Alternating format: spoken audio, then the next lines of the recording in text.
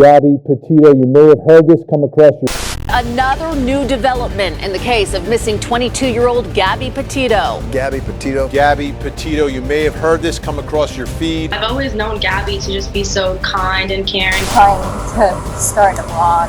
I didn't really believe that I could do any of it. Social media is not real life, and that has consequences. We saw them in Wyoming. They were the couple fighting at the restaurant. We drove by and the gentleman was slapping the girl. You see this gets worked up sometimes. So there's two people that came to us and told us that they saw him hit you. Yeah, well, we were supposed to go line dancing because Brian just didn't want her to go out. It was a jealousy issue. If that's that family's version of love, to just ignore and not care that someone's gone. And we came across a white van. In Florida, the search for her fiance, Brian Laundrie, continues. We know that she didn't send it because he was home September 1st. We haven't been able to talk to him. As a parent, how could you let us go through this pain and not help us?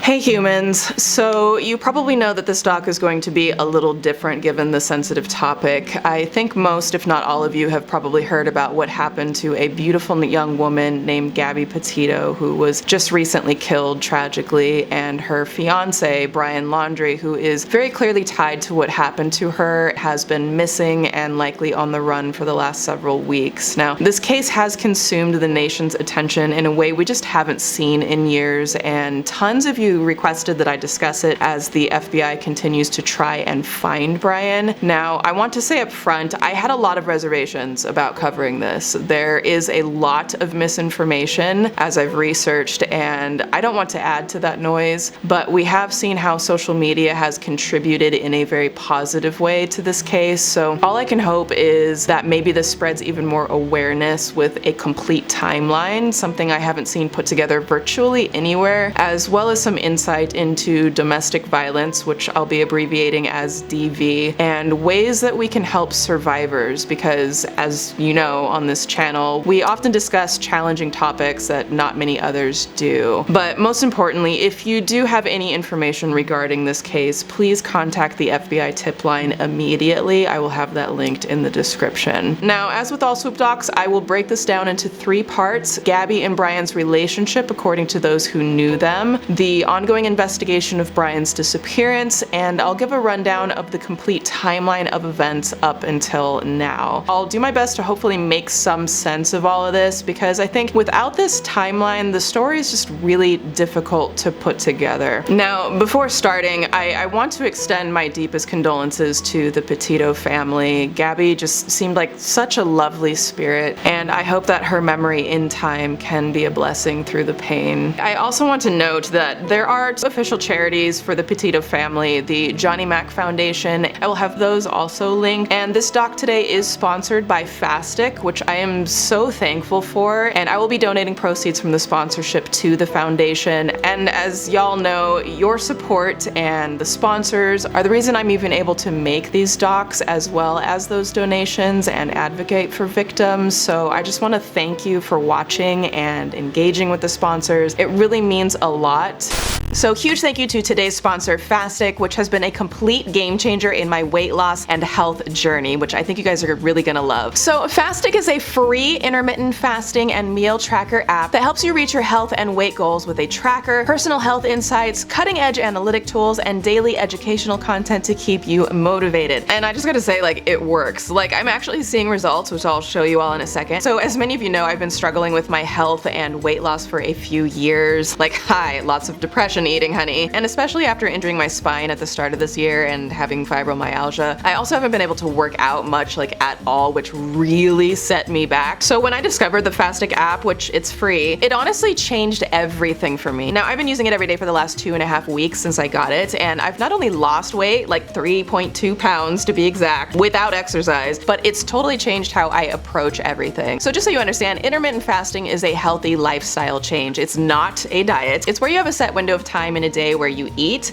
and then fasting times where you don't eat. And as you fast, your body and cells go through different restorative and fat burning phases. And fasting makes this entire process so easy. Fasting helps you set a schedule, track your fasting, monitor your weight, water intake, and a bunch more. The most common fasting schedules are like 12-12, 14-10, or 16-8, which basically means you'd fast for 12 hours and eat for 12 hours. And the best part is most of the fasting is done while you're sleeping. You don't even notice that it's happening. So as you can see, well, number one, there's a countdown clock, so I have 30 minutes left in my fasting window until I can start eating. But I started fasting on September 7th, and I was doing the 14-10 fast, and then you can see all of the days that I've been tracking my fasting. There was this one time here where I didn't make the full goal, like a girl had to have a snack after hour 12. And then I would like occasionally push myself into like 15-hour fasting or 16 hours. And as you guys can see, I have lost 3.2 pounds in 2.5 weeks, which is a safe rate of losing weight. Honestly, if I didn't have this app, I would not be sticking to any of this and I would not have reached these goals. So the Fastic app is free for Android and iOS, and there's also a Plus version that has lots of additional features that I definitely think is worth getting. It's what I'm personally using. It has daily and weekly challenges to help you stay on track, a recipe book with over 400 delicious recipes, fasting buddies, which connects you with friends so that you can stay on track, and tons of simple articles explaining literally everything about fasting, your body, foods to eat, what to avoid. So I highly recommend you check out Fastic. Use my link in the description to download Fastic for free. That's free, as in free. It's a no-brainer. And if you want to upgrade to Fastic Plus, my link will also get you a huge 50% off a 3-month subscription. And honestly, all of the added benefits, daily challenges, and extended insights are worth getting Plus. You're going to love it, I promise.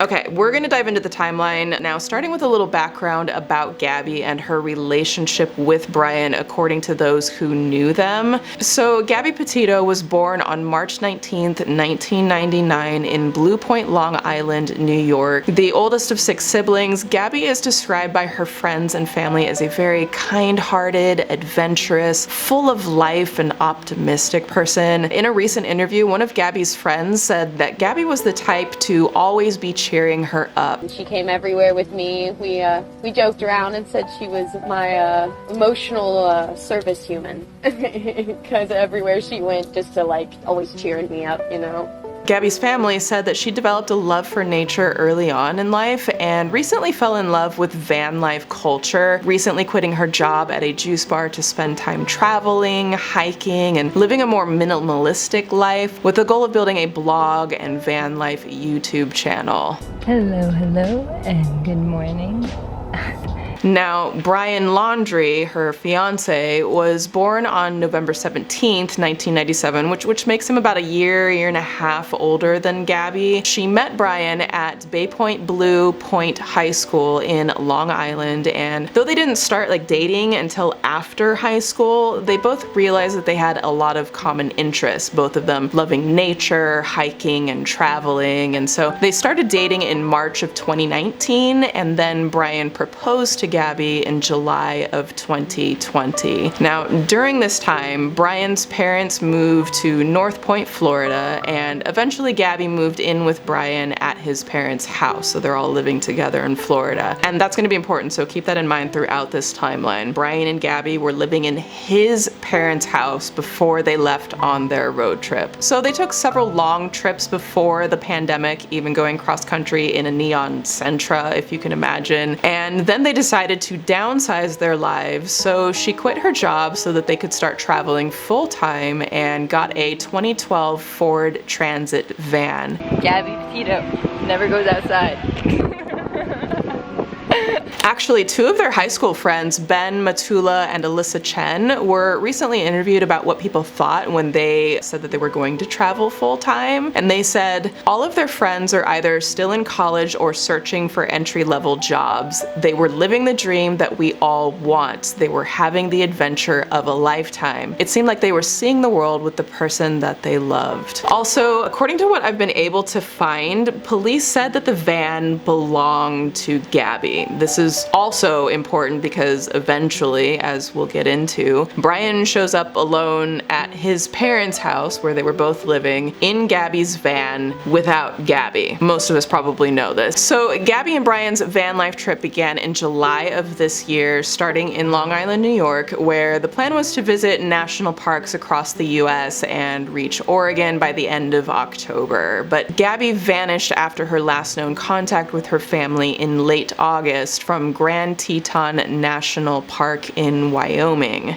Okay, so buckle in. So now we're gonna get into a much more detailed timeline and some deeper analysis of things. So on July 2nd, 2021, Gabbie and Brian depart on their trip. They first went to the Monument Rocks National Landmark in Kansas on July 4th. This was about 1,600 miles away from where they started, and Gabbie had posted to Instagram this photo with the caption, "There's no place like the tiny home we built," and she tagged Brian. And just a note, like, this is essentially the 1-year anniversary of when they got engaged. So July 4th, they're in Kansas, and from there they arrive in Colorado Springs July 8th. Then to Zion National Park in Utah from July 16th through the 22nd, and Mystic Hot Springs, Utah on July 26th. Now, moving on to July 28th, Gabbie launches her blog called Nomadic Static. Now, there currently is no content on the website. It's just a splash page with a caption that says, "Out of the Wi-Fi, be here soon, Nomadic Static, follow our journey, Brian and Gabbie," and a place at the bottom to enter a password. So it was obviously still a work in progress. And after launching the blog, Gabbie and Brian go on to Canyonlands National Park, also in Utah, which was ascertained from an Instagram post on July 30th and from Canyonlands on July 31st. So during this time period, Gabbie posts pretty regularly on Instagram, and quite a bit more than Brian. He was far more removed from social media. And I also should note, according to Social Blade, Brian had less than 5,000 followers on Instagram, and the YouTube channel, though it existed, didn't have any videos yet. I know that Gabbie's Instagram now has over 1 million followers as a memorial, which is beautiful, but it's important to remember that at the time she was alive, she was sort of brand new to this world of social media as a career. But she posted every couple of days in July until the 31st, and then nothing posted again until Thursday, August 12th, which is going to be a very important date that we're going to get to. Now, on August 10th, Jay Foster, a fellow van life nomad, said that he actually met Gabbie and Brian and talked to them for about 40 minutes. During this time, he said that they were holding hands, were totally cool, and that nothing seemed wrong. Quote, "They discussed the modifications they had made to their vans. They were ecstatic about the rebuild." He mentioned too that she was so proud of the sink she had put in and that the travelers were happy to show off their van. Okay, we're now at Thursday, August 12th in Moab, Utah. So this is a heavy day because this is the day that Brian and Gabbie were witnessed having a big argument that turned physical, which resulted in a witness calling 911 and them being pulled over by the police, where there are now 2 body cam videos of the whole thing. I have a ton of information from this day, so I'm going to first give an overview and then spend some time breaking down the 3 details that I feel like hardly anyone is talking about that I think are pretty crucial to putting this whole story together. Okay, let's start with the broad strokes now. So Thursday morning, August 12th, around 9 a.m., Gabbie and Brian go to a cafe to work and are there until 3 p.m. And sometime around 4:30 p.m., witnesses say that Brian and Gabbie were seen arguing in front of a grocery store, the Moonflower Community Co-op in Moab. Now real quick, I just want to address this. As some of you may know, this co-op is the same place where a woman by the name of Kylan Schulte worked, and the very next day, August 13th, was the last day that both Kylan and her wife Crystal Beck Turner were seen before they were reported missing on August 16th and found murdered on August 18th. And it's an absolutely tragic event and an alarming coincidence to this case. I mean, honestly, can you imagine, Brian and Gabbie have this big argument that turns physical at the place where Kylan worked, and then Kylan and her wife go missing and are killed days later, and then days after that, Gabbie goes missing. I mean, it's pretty eerie to say the least. Now, lots of people were speculating if the 2 cases were related related given the overlap in timelines, but law enforcement have since ruled out any possible connection, saying it has been determined that the Gabby Petito missing person case is not related to the double homicide case involving Crystal Turner and Kylan Schulte. Okay, let's circle back to August 12th. So Gabby and Brian are seen arguing at Moonflower, and the fight turns physical, and it is so distressing that a witness calls 911 and reports seeing Brian physically assaulting Gabby. So take a listen to the call. We drove by and the gentleman was slapping the girl. Yes, and then we stopped. They ran up and down the sidewalk. He proceeded to hit her, hopped in the car, and they drove off. So the 911 call came in at approximately 4:30 p.m. Officers were dispatched, and by 4:44 p.m. the officer who was in pursuit finds the van and pulls them over, and that's where the body cam footage actually begins. Driver is showing some obscure driving, possibly intoxicated. Currently doing 45 miles an hour. Zone through here is 25. Oh, subject just hit the curb. Correction, speed limit is 15. When they finally stop and the officer approaches, Gabby is visually upset and crying. Like, crying. What's going on? How come you're crying? I'm sorry, we've just been fighting this morning. Some personal issues. Yeah, I don't know. I was just cleaning and straightening up the back of the van before, and I was apologizing to him, and I'm trying to start a blog. I just have a blog and stuff, so I've been building my website, so I've just been really stressed, and he doesn't really believe that I could do any of it, so that's kind of been like a, I don't know, he's like down there. I don't know, when he wouldn't let me in the car before. And then why wouldn't he let you in the car? Because of your OCD? He told me I needed to calm down. Yeah. But I'm perfectly calm. I'm calm all the time, and he really stresses me out, and this is a rough morning.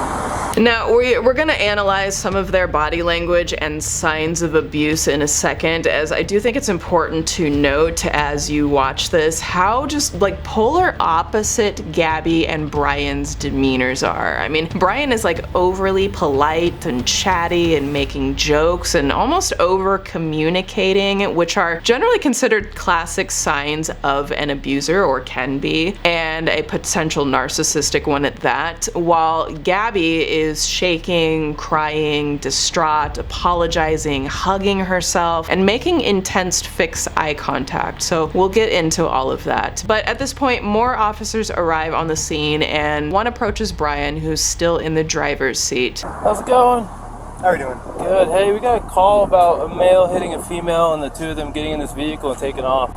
So I don't want to try and defend myself by saying anything here, but I pushed her away. She gets really worked up, and when she does, she swings, and she had her cell phone in her hand, so I was just trying to push her away. They then ask Gabby what happened, and she tells them that they had been arguing earlier, and officers see that Brian has some scratches on his face, and when questioned, Gabby admits to like hitting or scratching him while immediately apologizing. And again, Gabby is very distraught during this entire encounter, just the whole thing. I was yelling at him, and then when you turned your lights on, I kind of punched his arm like there's a She's saying was why he hit the curb. He said, I know that he definitely gets frustrated with me a lot. So they both said that they were fighting that morning. Well, actually, Brian plays it off. He says that they had a nice morning, but that his feet had been dirty because he hikes barefoot and he brought dirt into the van, which upset Gabby, which like on the surface appears to align with what Gabby says. Not that they didn't have an argument, but about the dirt thing on his feet. When she mentions having OCD, and I put that in quotes because I believe she has not technically been diagnosed, and so she was clearing the back of the van, again, while still very upset and crying. I have really bad OCD, and I was just cleaning and straightening up the back of the van before, and I was apologizing to him and saying, I'm sorry that I'm so mean, because sometimes I have OCD and sometimes I just get really frustrated. Not like mean towards him, I just like, my vibe is like, I really am like in a bad mood.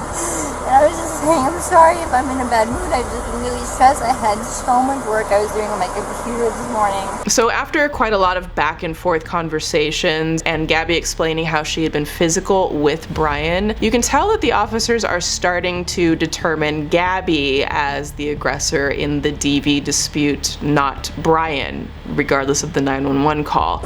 Everything she's saying is the same thing. I haven't heard what he said, but if that's what he said, it's also what the witness is saying. The witness says, I never saw him hit her. I saw him shove her, but I couldn't tell if it was an aggression against her or a defense against her, as far as her, you know, being the aggressor. So at this point, from what, unless the guy's screaming that he needs to go to jail and did something to this girl, it sounds to me like she is the primary aggressor. Yeah.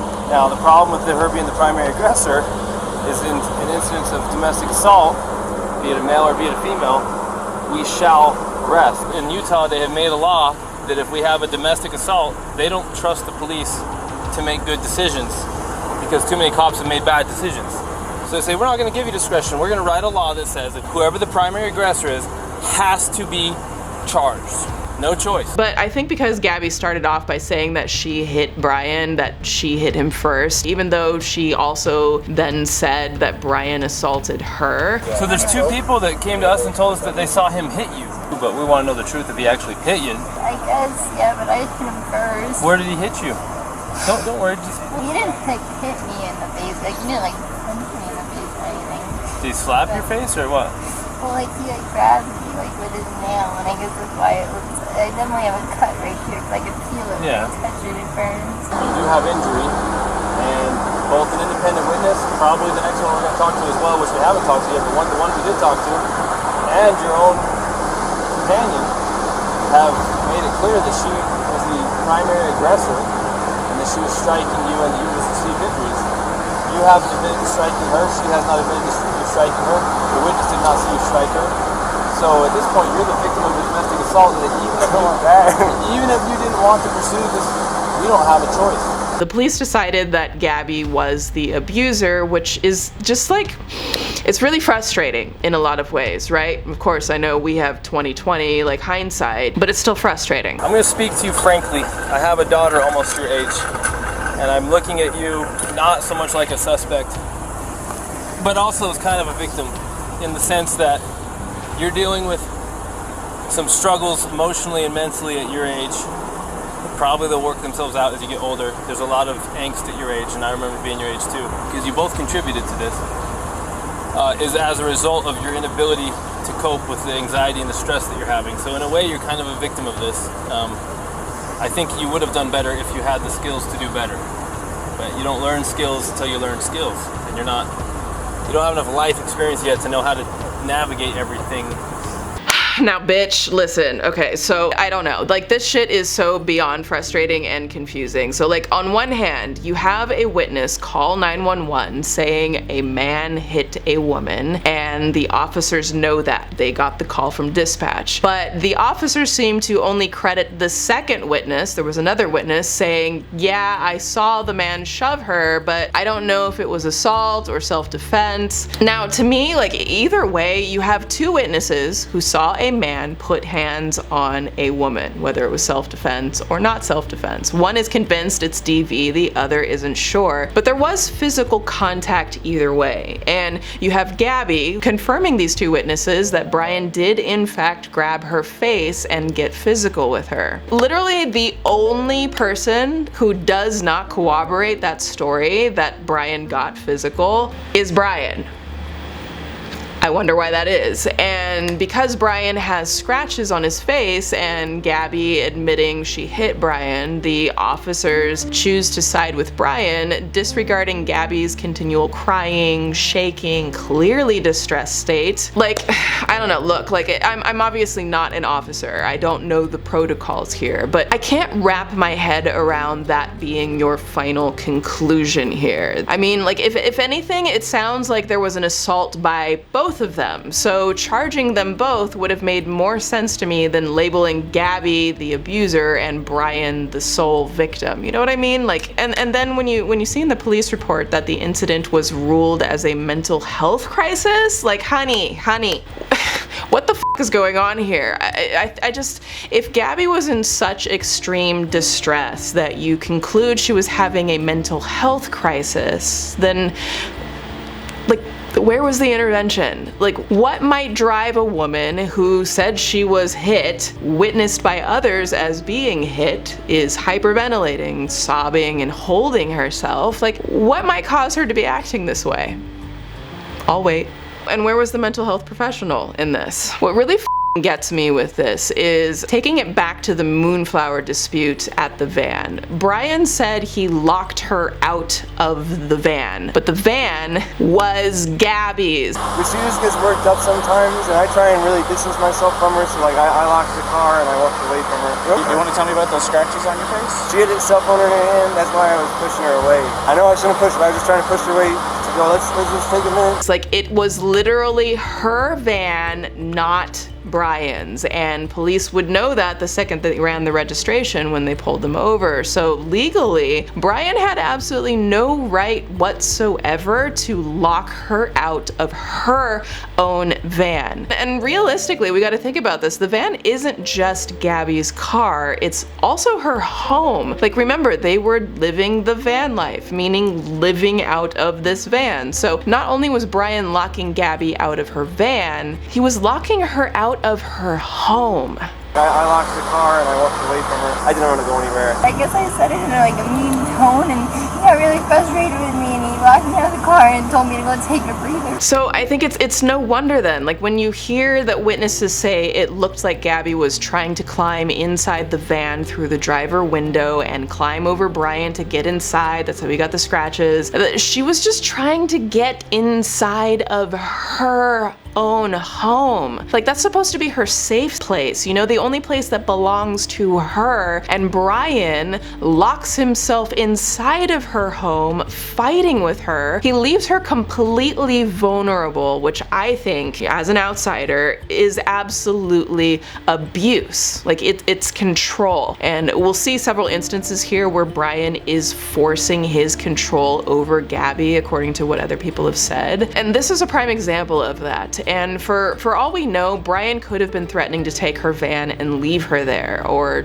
she could have feared that, which then of course, like, you'd be clawing your way through the window not to be abandoned. Like, who wouldn't? I feel like that's what I would be doing, and I think that would be absolutely terrifying. So when you see her hyperventilating and crying for an hour with police, why was she not brought in to further assess her mental health and like see if she was in danger? Like, why was she, I don't know why she was ruled the sole aggressor in this situation, giving all the information they had. Now, just to take a quick sidebar, and I can't spend too much time here because there is a lot more to cover in the timeline, but as this is still a SWOOP doc and we have built a strong community here of survivors, I do think it's important to take a moment, again, to outline some of the most common nonverbal indicators of victims of DV. Now, I'm not saying that this definitely was happening in their relationship, we don't know, but after witnessing so much dialogue around this police stop on the internet, I've seen a ton of misinformation and victim blaming and downplaying and flat out gaslighting discussion that I think is extremely harmful to survivors, and it perpetuates the very stereotypes that allow abusers to just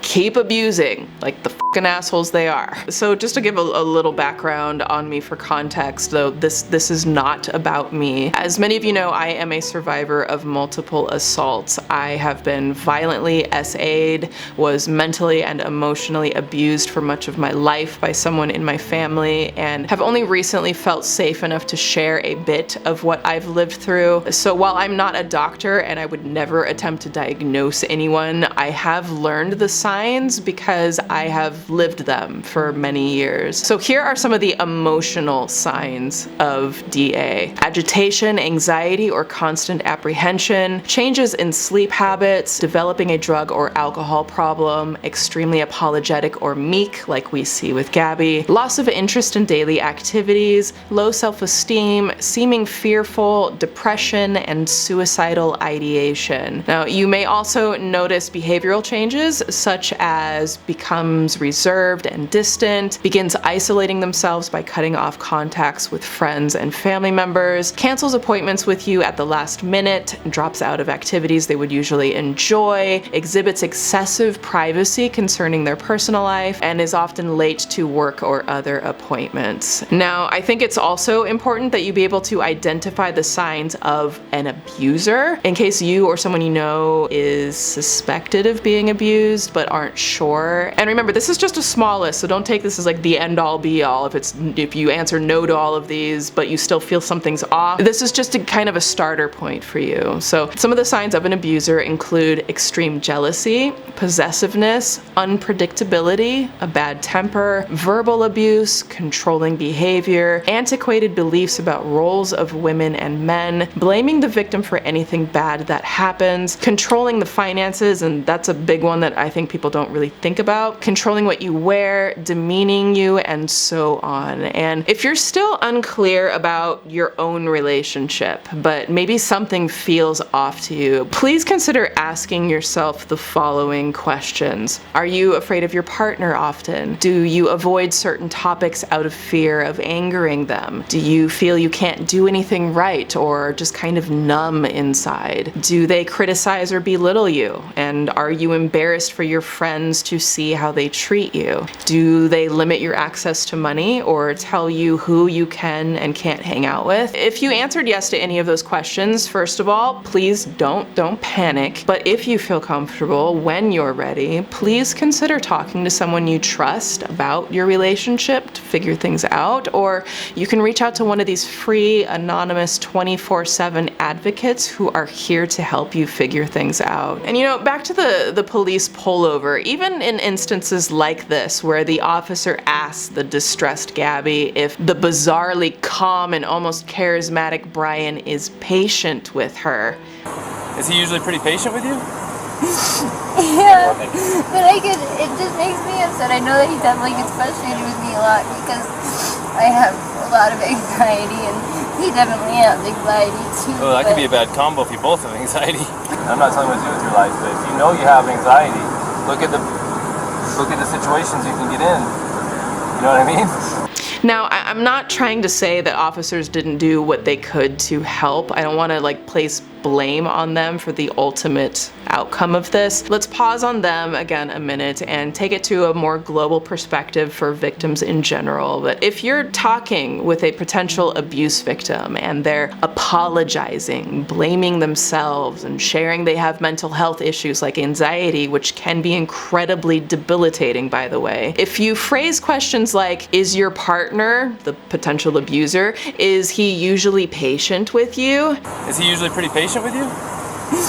Yeah. I don't want to say they meant malice, but by framing it like the abuser has to be patient with the victim, it further convinces the victim that they are the problem, that they are a nuisance, a hassle that someone has to be patient with because the victim is overreacting and out of line. Remember, there's a long-standing history with humans of just not believing victims and choosing to believe abusers first. That can be very damaging to a DV or SA survivor because it takes the blame off the abuser and makes it the victim's fault. So asking like, is he patient with you, can deepen her self-doubt and lead her to feel that not only is it her fault, but she's a problem that others have to tolerate and be patient with. I think this also contributes to the dialogue that we're often seeing surrounding this about like all the things that, you know, victims or that women should do in order to like not find themselves in this situation. And it's like, no, that is taking the blame off of the abuser and putting it on the survivor. And we have to start to change that conversation and keep the focus on not what does the victim need to do to like figure out how to not be in this. We need to have a conversation about how do we figure out how abusers stop abusing and figure out what is it that this is happening so often to so many victims and survivors, especially women, and so many different marginalized communities in the LGBTQI. Like, I could just go on about this, and I know I'm getting a little off topic, but we need to change, I think we need to change that dialogue and focus it more on, this is the fault of the abuser, let's address their behavior and how we can do better here instead of always being like, well, you should have watched out, you should have wore something else, you know what I mean? So we also see a moment where Brian is asked if Gabbie is taking any medication, and he actually calls Gabbie crazy and laughs it off like a joke before answering. Yeah, do you know if she takes any? She's crazy. No, I don't think so. Calling someone crazy, period, is just, it's bad. And when it's someone who is clearly distressed, crying, talks of anxiety, and is apologizing, to jokingly call her crazy is gaslighting. And it's flat out dismissiveness of the seriousness of what she was feeling, and it's abusive. Plain and simple. I think the most important thing that I can say is believe victims, even if they're not telling you verbally. Sometimes the only way we can share what's happening, the only way we feel safe enough to speak out is through our subconscious body language, which often speaks louder than our words. And so if you have even the slightest feeling that something is not right, please create a safe environment for that person and gently ask them if there's anything they'd like to share. It's important that you don't push them. Ultimately, if someone is going to speak out, they have to do it in their timing, no one else's, but let them know, like, you're there for them. There's no judgment, that you'll believe them, that you love them, and that if abuse is happening, no matter how big or small, you won't pursue anything without their permission. And please, if you are a survivor, if you have endured abuse of any kind, please always remember it is not your fault. I know I say this in a lot of docs, and I will keep fucking saying it until every last one of you who've lived this stops doubting yourself, but it is not your fault. You are not to blame. You did not bring this on yourself. You don't have to make any excuses for the abuser. It is their shame, not yours, always, no matter what. And there are resources, sorry, I'm getting a little worked up, but there are resources and people here waiting to listen, and they will believe you and they will help you. You are never alone. I am here with you, and I am so proud of you. You are incredibly brave, regardless of whether you ever share or not. But if you are in danger, please consider reaching out to someone. You are worth it, I promise. Okay, back to the timeline. So the officers decided that Gabbie was the sole aggressor, and technically under the law in a DV case, they'd have to charge her. Now, the officer, like the one who got the dispatch call, then decides that there's a loophole if they determine that Gabbie wasn't trying to harm Brian. They can just kind of let it go if they agree to stay away from each other for the night. This is a very, very important question. How you answer this question is going to determine what happens next. Think very hard before you answer the question. Do not quickly answer it. Think very hard. When you slapped him those times, were you attempting to cause him physical pain or physical impairment? Was that what you were attempting to do to him? No. What were you attempting to do? What was the reason behind the slapping and stuff? What was it you were attempting to accomplish by slapping? I was trying to get him to stop telling me to hug him. Well, it doesn't sound to me like she attempted to injure him. It's your call. The police decide not to charge Gabbie, and they get a hotel room for Brian and leave Gabbie alone with the van. You're going to be taking the van tonight,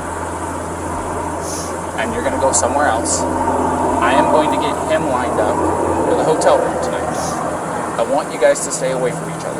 Now, I can't spend forever on this, but there are many details that I haven't heard people really talk about that I think could reveal more about how Brian may have treated Gabbie. First of all, there's a lot of conjecture around a cell phone. So witnesses think that their fight at Moonflower was over a phone, and Brian tells police that he doesn't really have a phone, and then he says he doesn't have a phone, which is like, either you do or you don't, bro. It's one or the other. I don't have my phone. I don't have a phone, so she goes off without me. But, all right, I'm on my own. And like, he clearly has a phone. He's seen using it outside in front of the officers in this exchange while Gabbie is using her phone in the squad car. And when police separate them for the night, they ask if she'd like to pass a message to Brian, and she says, I'll make sure he doesn't forget a phone charger. Definitely good. Oh, he's bad about that too? Yeah. Okay. Remember to take your phone charger. What would you need that for if you didn't have a phone? So like, I'm curious, like what was this all about? Like, why was Brian lying about something so obvious? I mean, it's literally right there in his hand. So like, if he's lying about that, did he lie about anything else? About their fighting? About hitting her? Like what? You know, you gotta start asking these questions. And that gets even weirder like later on when Brian goes missing. There are records that he bought a cell phone when he returned home, but then left it there, which to me like looks like this whole ruse thing. We'll get into it. And we know that Brian has a disdain for screens and social media and things like water bottles, which brings us to the next point. If we take a look at Brian's IG, it doesn't take long to see that he very clearly thinks humans are a scourge to the planet. And two of the things that he seems to hate the most are people staring at a screen half dead, melting their brains, and social media. Reading is different than any other consumption of media. It takes more effort than staring at a screen half alive. It allows you to use your brain rather than melt it.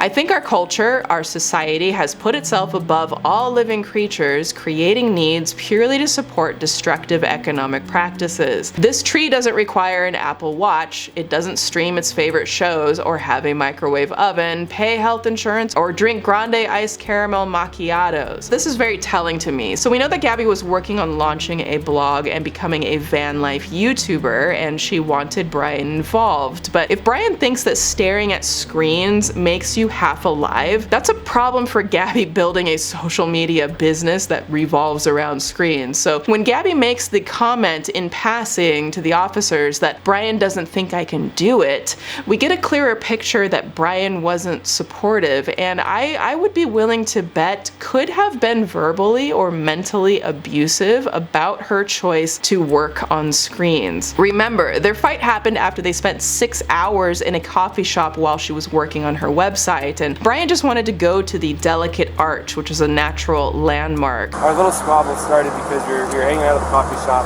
It was that we were at the coffee shop for so long because we were there from 9 to 3. So yeah, there's a few little things. According to newly released body cam footage, when officers were offering to take Brian to a hotel, Brian was still so focused on getting to Delicate Arch that he asked to be dropped there instead of shelter. You want to drive me to Delicate Arch? Here's the problem though. If we take you up to Delicate Arch, you're going to be hoofing it from Delicate Arch all the way down to Moab Center Street so that you can fill out that paperwork, because if you're not there by noon tomorrow, you're going to be looking at Monday morning.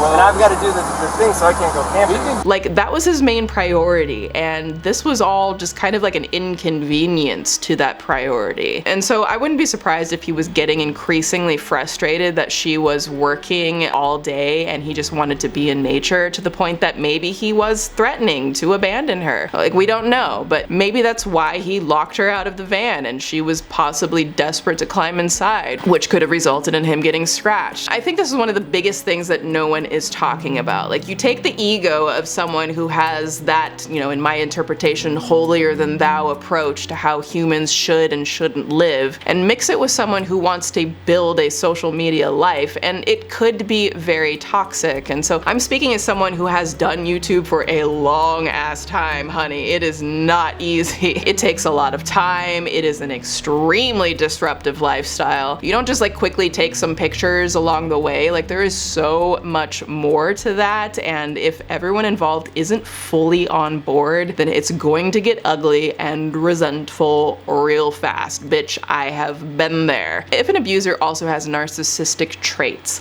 then getting pulled over by the police and questioned would tap that abuser's greatest weakness, which is their pride. The most dangerous thing to a narcissistic, controlling abuser is to be embarrassed or damage their pride. And so embarrassment means something happened beyond their control, you know what I mean? And in an abusive situation could mean increased abuse of the victim as a retaliation for embarrassing them.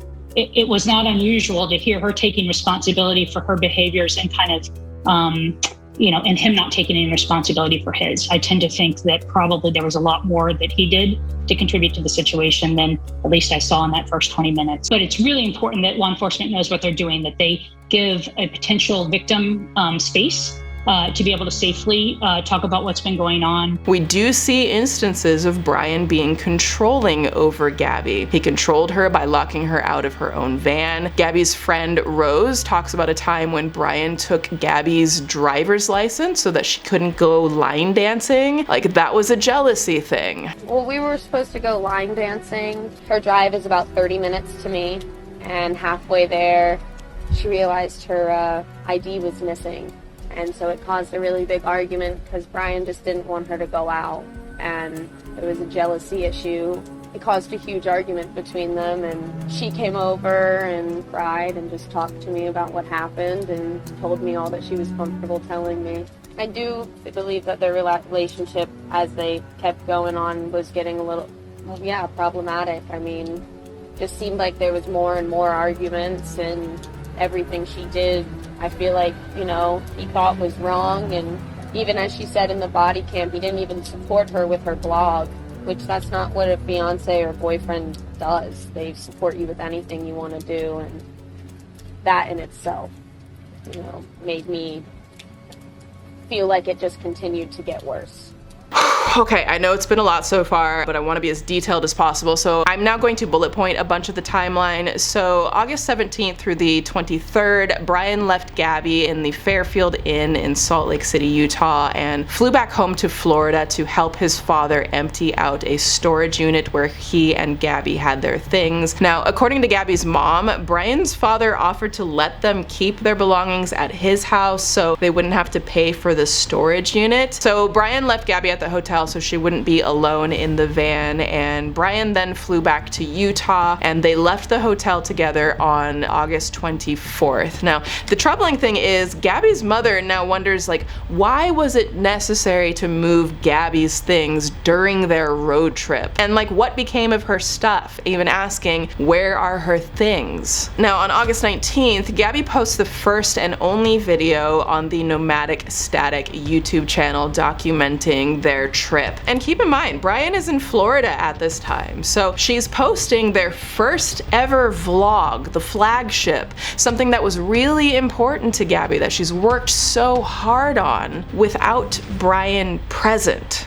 I think that says a lot of things. Also on this date, Gabbie posts to IG a picture with her legs and the back of Brian's head and tags him in a post, but like no mention of him being gone. There's no geotag, which she almost always used, and she uses hashtags in the post that she's never used before, like live plastic free, which was like Brian's super mantra and something he complained a lot about in one of his very few posts, actually. I mean, he posted the very next day after their police encounter this long thing about water bottles being terrible. He actually refused water bottles from officers when they were pulled over. Do you need any water?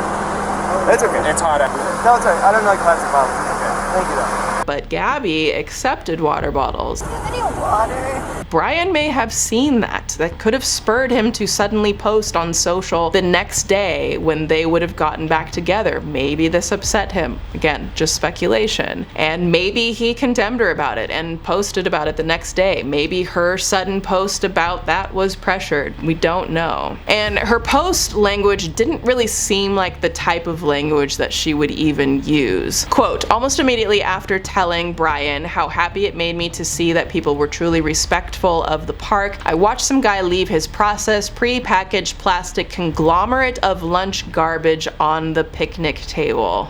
Okay, moving on. On August 21st, Gabbie talked to her dad on the phone saying she was in Salt Lake City and the power was out, so she asked her dad if he could order her food, and it was delivered to the Fairfield Inn and Suites. This is where Gabbie was staying presumably the entire time that Brian was back in Florida from the 17th to the 23rd. And then we were working on a website and she had some problems making the email address work, for Nomadic Static that she was doing. So I'm not a techie guy, but I sat down at my computer and we YouTubed it and we figured it out together. I sent her some food through my Domino's app, and we were just laughing, having a good time. Okay, and that was when?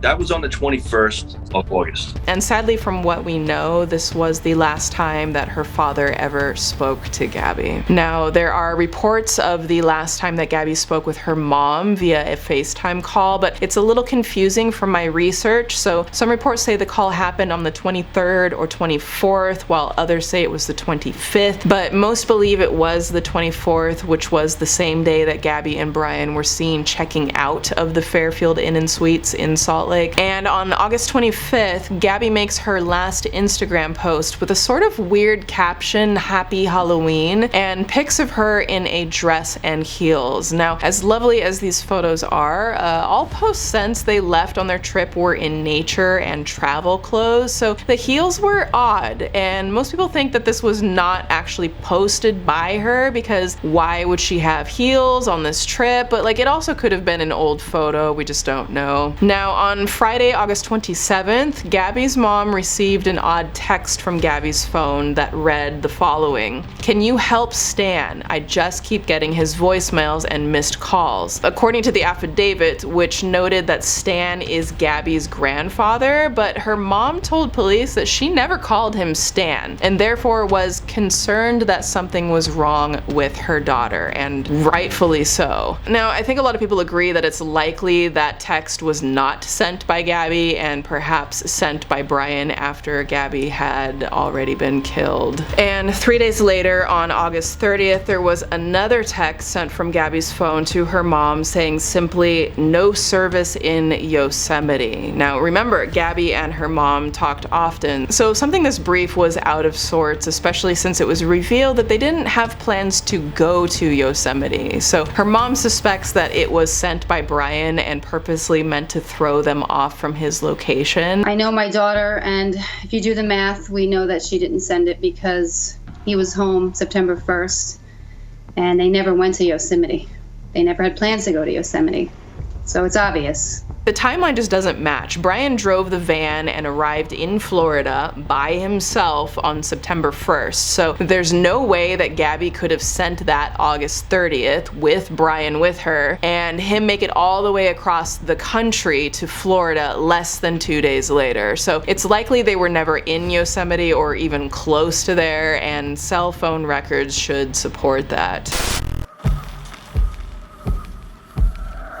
Now this shit gets really creepy. So on August 31st, there was activity on Gabbie's Spotify. It was a new playlist created called Self-Consumption. Now this would have to be during the time that Brian is driving the van from Wyoming to Florida, because as we learn from the very next day, he arrives in Florida alone at 10:30 a.m. But one of the songs put on the playlist is by an artist, Matt Berry, titled The Badger's Wake, and the lyrics are honestly very haunting, especially because we now are almost 100% certain that Gabbie was not alive at this time. And here are some of the lyrics to the song. "Below the frosted up roots, below the green sand deep, below the pond green woods, that's where the badgers do sleep. Deep as a solitary stone, in gray and crimson and greens, in slumber of blood and bone, the badger lies still as he dreams. I hear one last slow breath underneath the beech tree home, the smell of a badger's death in the ground leaves a mighty hole. And so the evening it dies, on the trees the ash bloods break. If you look there, you'll see the last rise in the time for the badgers to wake." Now, to be fair, it's worth noting that the lyrics in this song are very difficult to understand, like sonically hearing it, so there is the possibility that he just liked that artist without knowing the lyrics. We'll probably never know on that, but it is still very haunting. Okay, so now it's August 24th, and we're circling back to what Brian's parents are up to. So Roberta Laundrie, his mother, makes a reservation for 2 at the DeSoto Park campground in St. Petersburg for September 1st through the 3rd. And this place is about 75 miles north of the Laundrie's home, but for some reason she canceled those reservations on August 31st, the day that Brian was driving back to Florida from Wyoming, and on September 3rd Instead, she made a new reservation for 3 people to camp on the weekend of September 6th through 8th, which is a very important timeline. And new documents obtained by Fox News show that the Laundries checked in on September 6th and checked out on September 8th. So on Wednesday, September 1st, this is really important, Brian arrives at his parents' home in North Point, Florida at around 10:30 a.m. according to a license plate scanner that caught the van nearby. And he arrived with Gabby's van without Gabby. So like, where the fuck was Gabby, Brian? Now 10 days later, on September 10th, Gabby's mom texted Brian asking where they were and said she was worried about Gabby. In fact, Gabby's family, like her mom and stepdad and dad and stepmom, all called and texted Brian's parents multiple times, no response. Like, can you imagine? I texted her, I'm worried about the kids, I haven't heard from them, and I got nothing. Called, left messages, got nothing. She won't even call you back. Nope. We've called on the 10th. I can't tell you how many times. We sent text messages. We're worried. We're calling the police. Someone texted me that they're calling the police because they can't find my son. I'm gonna drop whatever I'm doing to call me back. But I guess it's evident how they run their household compared to 350 other million people in the country. She knew her son was home at that time when we were texting her. At that point, we didn't know that he was home. I think Brian's family obviously knew Brian came home without her and completely ghosted her parents when they were concerned for their daughter's safety. And honestly, if his parents were completely innocent and didn't know anything was wrong, then why didn't they just tell Gabby's parents, hey, like, Brian is here, we thought Gabby was with you, how can we help, right? But they went silent. It's one of the cruelest things that I can think of. When Gabby was living with them, like, it's disgusting. So because of their silence, Gabby's family filed a missing persons report with police in Suffolk County, New York on September 11th. On September 12th, her parents then released a letter through their attorney to Brian's parents asking them to help investigators locate Gabby despite their instinct to protect their son. We believe you know the location of where Brian left Gabby. We beg you to tell us. As a parent, how could you let us go through this pain and not help us? As a parent, how could you put Gabby's younger brothers and sisters through this? Gabby lived with you for over a year. She's going to be your daughter-in-law.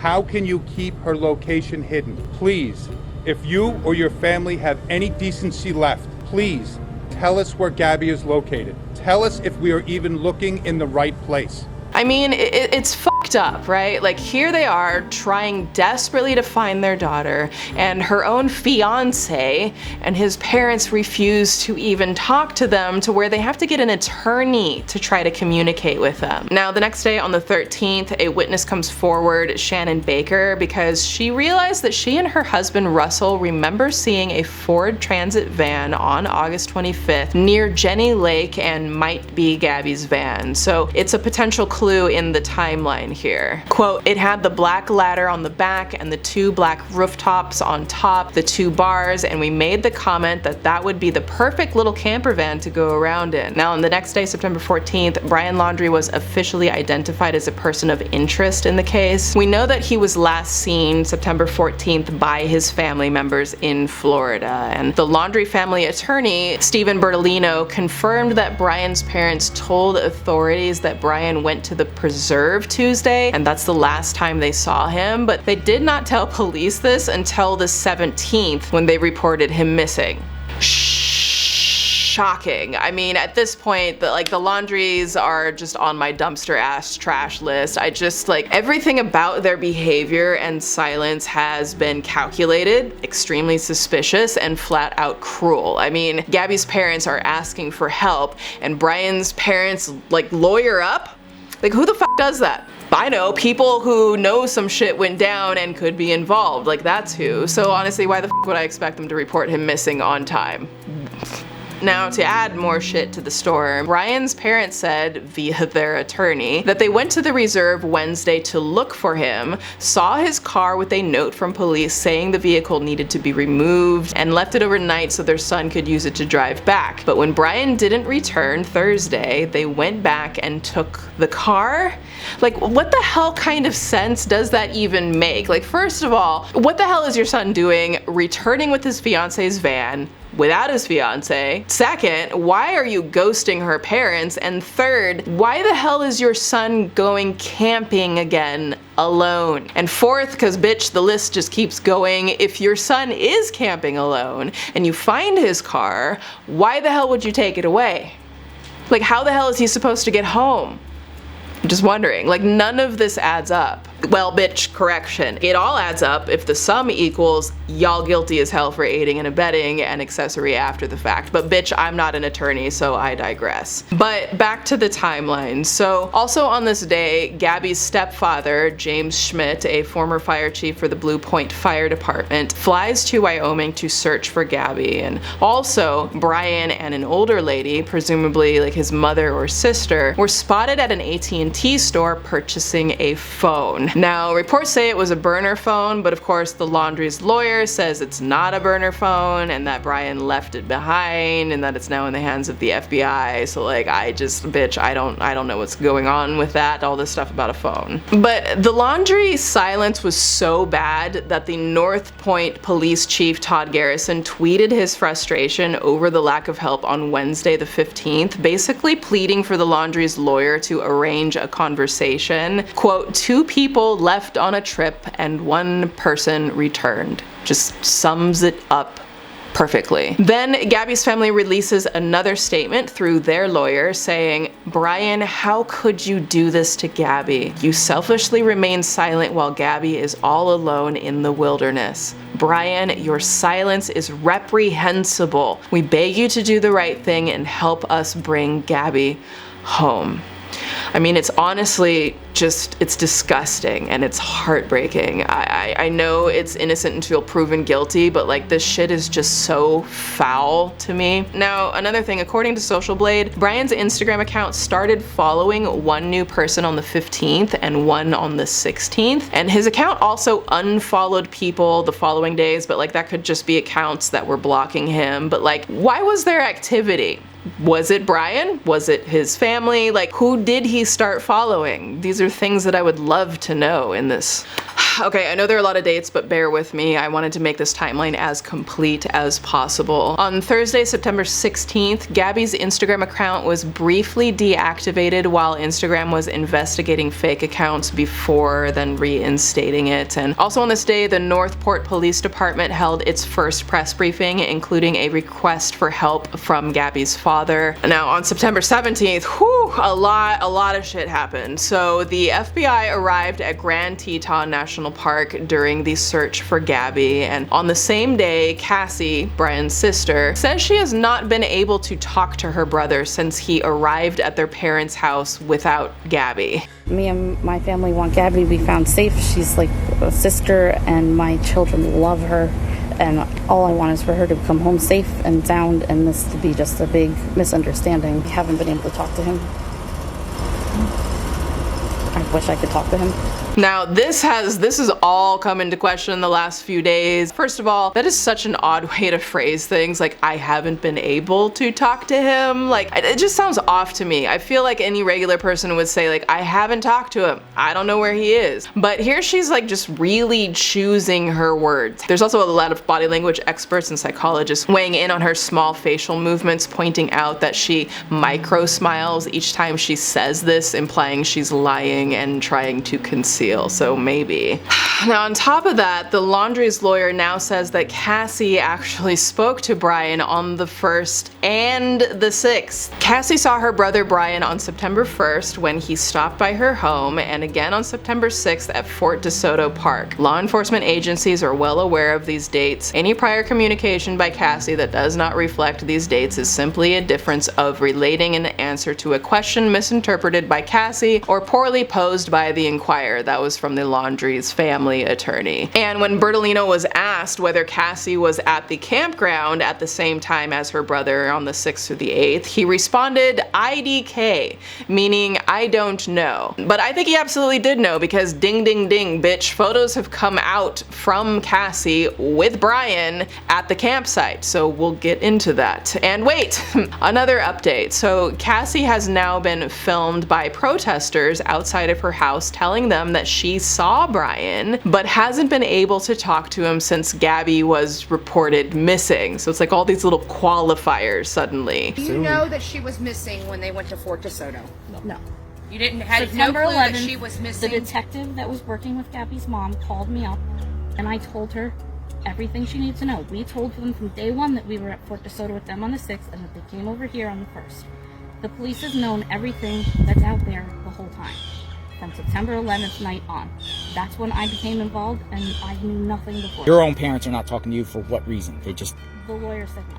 Who's the lawyer? Their parents' lawyer. She says she didn't know anything about it, didn't know he drove her van home, and now her parents aren't talking to her either. Of course, I have to reserve some, like, maybe she's telling the truth, in which case this is a really shitty position that she's in, but a lot of it seems very suspicious as well. And Cassie has now said the same thing to Good Morning America on October 5th, but also shared these 2 photos of Brian from the September 6th camping trip with her children. So she was there, bitch. Like, did you ask, hey Brian, where's Gabbie? You know? And like, look at these photos. He's smiling.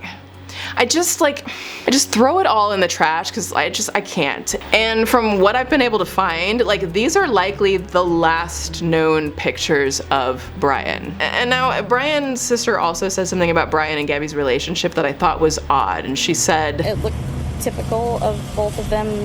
Whenever they'd fight, they would take a little break and come back and be fine, because that's what you do in a couple. Which Gabbie's father responded, if that's that family's version of love, to just ignore and not care that someone's gone and people are looking for them and the entire country's looking for them, I mean, that explains how we got to where we are today. Because, I mean, look at their version of what they call love. And we know from another interview with Gabbie's friend that this would happen. She come stay at my house when there was arguments, just to like get away from it, you know. And how many times did she come and stay with you? Within the first year, I mean, I want to say at least 7 to 10 times. Here's another friend who said, quote, I never saw any sort of physical abuse. They had very high highs and very low lows, but she always said he was a good boyfriend. Now, I don't think that that sounds like normal relationship behavior, especially not for a relationship that, like, at the time was so new, like a year or less. Like, very high highs and low lows. Time apart. It's not normal for a new couple to fight so badly that the woman needs to go stay at her friend's house for a while to separate. And for that to happen like 7 to 8 times in a year, it just sounds toxic. And when I think about Brian controlling Gabbie's ID and controlling the keys, locking her out, insisting they separate, I wonder if Brian could have been pushing Gabbie to have to leave home and stay with someone when he didn't want her around. Speaking to a father who we can all relate to is missing a child, they're being tortured right now by, you know, the potential of somebody having information and not relaying it. It's just terrible. And you know, speaking with him, you get a sense of what a man is going through, looking for answers. And while this was happening, an owner of a local shop in Victor says that Gabbie and Brian came into her store for nearly 20 minutes on either August 25th or 26th in the afternoon. Now, this is important as it helps establish when Gabbie may have last been seen. Quote, Brian and Gabbie came to Rustic Row. They told me they were traveling from Florida. They had just been to Teton Park, and they said they were interested in going to Yellowstone, and I told them that they could go to the west entrance. They seemed happy, and when they left, left, she hollered back from the door that they were engaged, and then I said congratulations. So moving on Saturday, September 18th, law enforcement started searching for Brian at the 24,000-acre Carlton Reserve in Sarasota County, Florida, a wildlife area with more than 100 miles of trails as well as campgrounds, and 70% of it is underwater or a swamp, so it is not an easy terrain to search by any stretch. And the FBI also said that they would like to talk to anyone who was at the Spread Creek dispersed camping area from August 27th to August 30th and may have seen the couple or their van. And a witness, Jessica Schultz, said that she saw Brian and a van parked on August 26th in the camping area but didn't see Gabbie. And also, and this was huge and just eerie, so YouTubers Red, White, and Bethune, who had been vlogging in that area around the same time, decided to go back and check their footage from August 27th and realized that they drove by what they now think is Gabbie's van, parked on the side of the road near the Spread Creek dispersed camping area around 6 p.m. And we came across a white van that had Florida plates, a small white van. We were going to stop and say hi because we're from Florida too, but the van was completely dark, there was nobody there, so we decided to continue on our way. And this is the area where they eventually find her body, and I'm telling y'all, like, this is the power of social media right here, and part of the reason I'm making this doc. Like, if there had not been all of this constant social media coverage that went so viral, then those YouTubers may never have even known about this to look through their footage for clues. Like, and what's even more intense is that the YouTube couple had tragically lost their son, a small child, years prior, and they found the footage of Gabbie's van literally on their son's birthday, which led to Gabbie being found. We lost Ethan back in September of 2011 in a car accident. We were on our way to Disney for his 7th birthday, and he would have turned 17 yesterday, and I fully believe that Ethan had a hand in bringing Gabbie home, for sure. It just gives me chills thinking about how all of that came together, as absolutely sad as it all is. And I'm not going to focus on this in the doc, but I can't go without saying this. Imagine if social media responded even a fraction of this way for the literal thousands of missing people from marginalized groups. I'm not going to take away from the Petito case, but I think once again people's eyes have been opened to just how unequal the coverage is for missing people of color. Our communities have been crying out for similar media coverage since literally forever, but it just simply doesn't get the same priority or a national attention, and therefore we have tens of thousands of missing people who never get the investigative attention that cases like this get. And like literally just in Wyoming, the same area where Gabbie went missing, there have been 710 Indigenous women gone missing in the last 9 years. 710. That's literally 1.5 missing girls and women a week.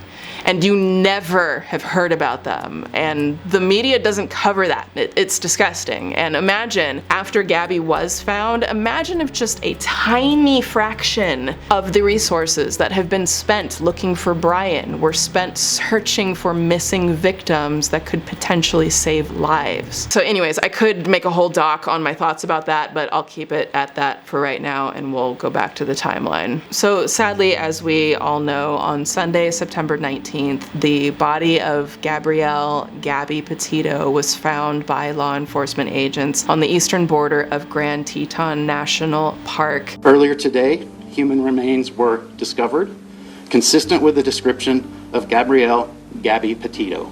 Full forensic identification has not been completed to confirm 100%, but her family has been notified of this discovery. It was an absolutely devastating discovery, and my heart just goes out to Gabbie and her family and all those who lost someone truly special that day. It's just awful. And now on Tuesday, September 21st, the autopsy confirmed that it is in fact Gabbie, and it is ruled a homicide. Now, the exact cause of death is not known or has not yet been made public, and I do think it would be responsible to clarify that according to the definition of homicide, while it could could be murder. It could also be like negligent homicide, manslaughter, certain cases of accidental. It just means that she died from an interaction with another person. And I know everyone jumps to the conclusion that it was premeditated murder and so on, but that's just not how the law works, and there is a possibility it wasn't something planned or totally intentional. We don't know yet, but Brian vanishing and his family going silent, that is 100% intentional, which makes this so f***ed up. But we can't really jump into the conclusion that it was murder without knowing more. And for the record, because I think the Laundrie family are acting like absolute garbage people, their attorney had a press conference scheduled just hours before the completed autopsy, and it was canceled, not because they wanted to give Gabby's family some room to grieve. No, their attorney said, and I quote, "It was just not in my client's best interest." Yeah, I mean, this family doesn't seem to give one shit about what they and their son put Gabby's family through. So as far as I'm concerned, they can just like fuck all the way off to fuck off mountain at this point. Like, sorry, I just cannot be objective on that. I hope they somehow prove me wrong at some point, but anyways, moving on. So on September 22nd, a warrant is issued for Brian, but not for Gabby's homicide, it's for bank fraud. It appears that he used a bank card to access 2 Capital One bank accounts and spent or withdrew around $1,000 around August 30th to September 1st. Now, we know this is when he was driving the 34 hours back to Florida, and most likely soon after Gabby's death. The indictment doesn't say if it's Gabby's bank account, but I feel like we all know it's Gabby's bank account. Like, who the hell else's bank account would he know the PIN number to and not be authorized to access? But according to the Laundrie family attorney, quote, "It is my understanding that the arrest warrant for Brian Laundrie is related to activities occurring after the death of Gabby Petito and not related to her actual demise. The FBI is focusing on locating Brian, and when that occurs, the specifics of the charges covered under the indictment will be addressed in the proper forum." Now, some additional information and witnesses have come forward since this time. A woman named Nina Angelo says she and her boyfriend were at the Mary Piglets, a restaurant in Jackson Hole, on August 27th, and spotted the couple in a quote blowout of a situation, saying this: "We saw them in Wyoming. They were the couple fighting at the restaurant. I didn't know what happened. I don't even know if they got kicked out, but they like left abruptly, and like she was standing on the sidewalk crying, and he walked back in and was like screaming at the hostess, and then walked back out, and then he walked back in like 4 more times to talk to the manager." And to note, the campsite where Gabby was found was roughly 31 miles from that restaurant. It was also confirmed that investigators have spoken to Miranda Baker, a college student who posted a TikTok video over that weekend, claiming that she and her boyfriend picked up Brian around 5:30 p.m. on August 29th as he was hitchhiking alone in the Coulter Bay Village area of the Grand Teton National Park in Wyoming. And Baker said that they let Brian out near the Jackson Lake Dam a little after 6 p.m. and that Brian had a backpack and was dressed in a long sleeve shirt, pants, hiking boots, and had a scruffy beard. He then told us he's been camping for multiple days without his fiance. He did say he had a fiance, and that she was working on their social media page back at their van. But he didn't look dirty. For someone who was camping for multiple days, like, he didn't look dirty, he didn't smell dirty, so that part was kind of weird. In conversation I brought up, yep, like, we're going to Jackson. He freaked out. He's like, nope, I need to get out right now. What the hell was Brian doing camping for days without Gabby and hitchhiking alone? Like, it doesn't add up, right? If he's totally innocent of things here. And on September 24th, a second person came forward saying that they too picked up Brian hitchhiking on August 29th. Quote, Norma Jean Jalovic told Fox News she only realized who she had in her car after watching the TikTok posted by Miranda Baker, and the power of social media, who says she had dropped him off that same day just minutes beforehand at around 6:15 p.m. Jalovic was driving past the dam near Pacific Creek Landing when she said she spotted the man, I picked him up. Something just said, hey, ask him where he's going. And she agreed to drop him off at the Spread Creek dispersed camping area. Also, a couple from Fort Myers, Florida, just realized that they were camping right next to the Laundries a few days before Gabbie was reported missing. So remember how the Laundries canceled their first camping trip for 2 and rescheduled it for 3 people on September 6th through the 8th? Well, Marcy Newsom and her husband Kenny checked in on the exact same day, and county records show that they set up directly alongside the Laundries. And after looking back at photos from their trip, Marcy discovered, quote, "You took a selfie of the 4 of us, and in the background there's a guy walking across the field." Now, it's not confirmed whether the man in the photo is Brian, but it does look very similar, and they have a photo of their campsite right next to the Laundrie's red truck and camper. Now, I personally think that the person in the photo is Brian. It's confirmed that he was there, the clothes are similar, and like honestly, who else would it be? Which would prove even more that Brian's parents not only knew where he was, but lied to police, at least that we know of, and helped create a diversion for Brian to escape. Like honestly, they're just the worst. Also, of course, now Dog the Bounty Hunter has also joined the search and thinks Brian might be on the Appalachian Trail. There's news coming in of a potential sighting of Brian on the trail that Dog is now pursuing, along with that information being given to the FBI. Brian still has not been named a suspect. So it will be interesting to see what happens, but I don't personally think that Brian is in the Carlton Reserve where they've been searching. I think that that was a diversion. I do think that Brian could be on the Appalachian Trail. It's a place where he was familiar with, but I also wouldn't be surprised if he somehow made it to Mexico and crossed the border. But what do you all think? Like, leave a comment. Where do you think Brian could be? And do you think that he'll ever be found? I certainly hope so. I mean, the weather is going to get harsh soon, so maybe that would flush him out if he is out there hiding. But I don't know.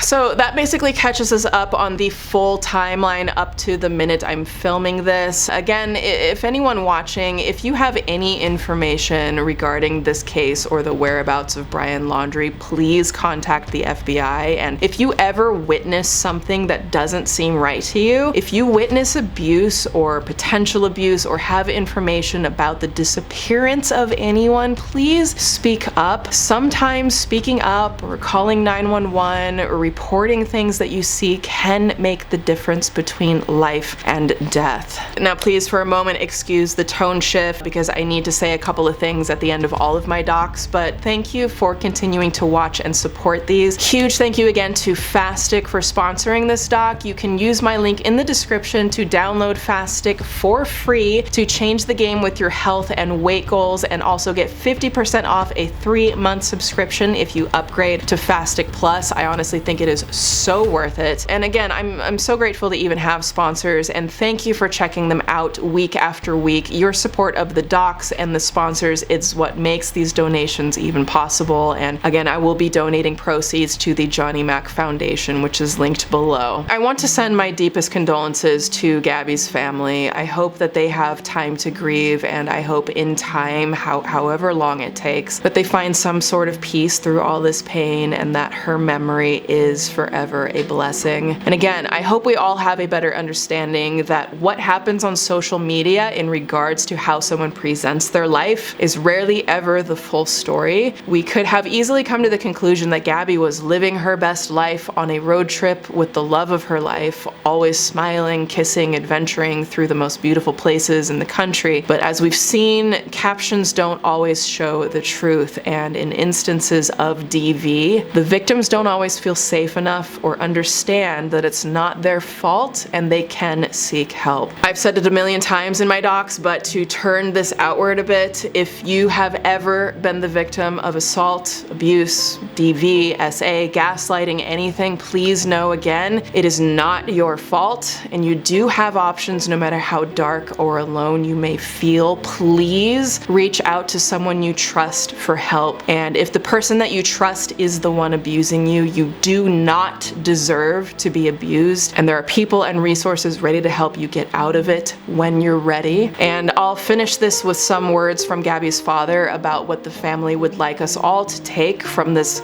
very sad story. I want you to be inspired by Gabbie. That's what we're looking for. If there's a trip that you guys want to take it now. Do it now while you've got the time. If there's a relationship that might not be the best thing for you, leave it now. And with the words of her stepfather, Gabbie provides an example for all of us to live by, to enjoy every moment in this beautiful world as she did, to love and give love to all like she did.